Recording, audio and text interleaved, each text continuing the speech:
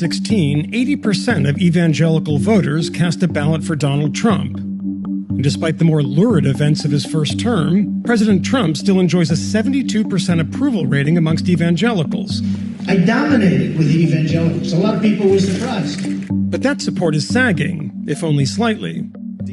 Rob Schenck has been one of the country's most effective and notorious political evangelicals. A fire-breathing anti-abortion activist, Schenck fought alongside infamous Alabama Judge Roy Moore, blocked access to abortion clinics, and, with an office on Capitol Hill, spent decades lobbying Republican senators and presidents. But Schenck recently shocked his former comrades by softening his strident message and excoriating them for making what he sees as a Faustian bargain with Donald Trump. And he's urging evangelicals to not only abandon the president, but to embrace his Catholic pro-choice opponent. You're partially to blame. Were you part of a movement that set, way of speaking that became standard with Republicans? I certainly fostered the culture that we now see embracing Donald Trump and championing Donald Trump sycophantically. I used fear-mongering. I preached hundreds of sermons in which I painted Democrats, whom I at times referred to as Democrats. I sat in many strategy meetings, particularly with fundraisers, who would say, "Give me more fear and more anger.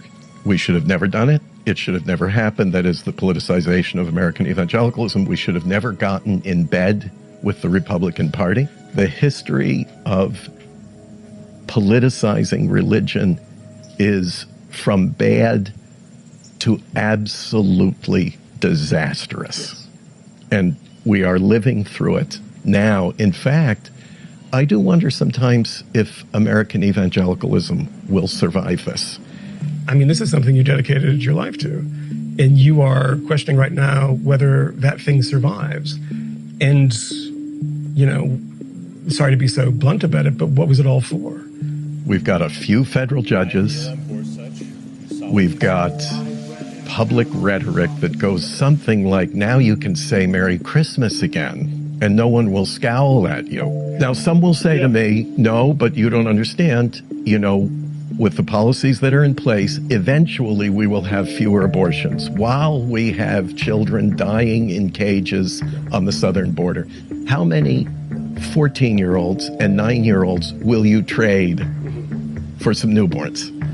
That's untenable. Absolutely untenable. Was that the moment with Donald Trump where you said, this has gone too far? For me, it unfolded over, at least a few years. I had to walk away from the organization I spent 30 years building from scratch. As soon as I came out against Donald Trump, I was no longer invited to a pulpit, and that was my main source of recruiting financial donors for the organization. Money is used to control our voices. I can't tell you how many major donors sat down with me and said, "You go against Donald Trump, I'm withdrawing all my financial support." This happened to you? This happened to me. But you went against Donald Trump?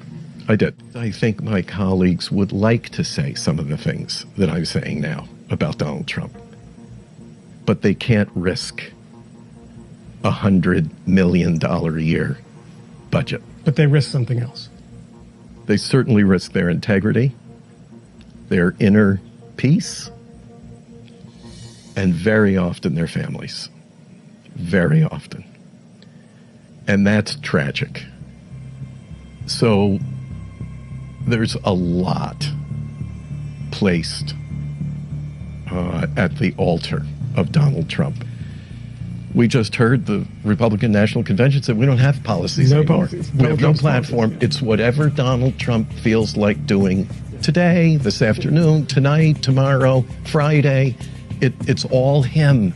That's exceedingly dangerous. To me, that's the definition of a cult. What you have in the Republican Party now is a religious cult.